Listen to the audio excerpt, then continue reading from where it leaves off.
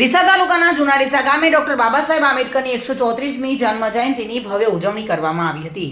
ભારતીય જનતા પાર્ટીના જૂના ડીસા દ્વારા આયોજિત પુષ્પાંજલિ કાર્યક્રમમાં મોટી સંખ્યામાં કાર્યકર્તાઓ ઉપસ્થિત રહ્યા હતા। આ કાર્યક્રમની અધ્યક્ષતામાં આગેવાનો અને કાર્યકર્તાઓ મોટી સંખ્યામાં ઉપસ્થિત રહી ગ્રામજનો પણ ઉપસ્થિત રહ્યા હતા।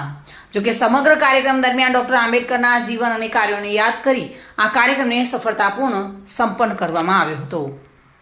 14 એપ્રિલ बाबा साहेब आंबेडकर जन्म जयंती निमित्ते आज भारतीय जनता पार्टी द्वारा जूना ડીસાના નવાપુરા ગામે આંબેડકર ચોકમાં એક સુંદર મજાનું આયોજન કરવામાં આવ્યું હતું કે જ્યાં સમાજના આગેવાનો તેમજ ભારતીય જનતા પાર્ટીના કાર્યકર્તાઓ અને બીજી પણ સમાજના લોકોએ હાજરી આપી હતી અને આ કાર્યક્રમને ખૂબ સફળ બનાવવામાં આવ્યો હતો। જે માટે સમાજના આગેવાનો, કાર્યકર્તાઓ, પત્રકાર મિત્રોનો ખૂબ ખૂબ આભાર વ્યક્ત કરવામાં આવે છે।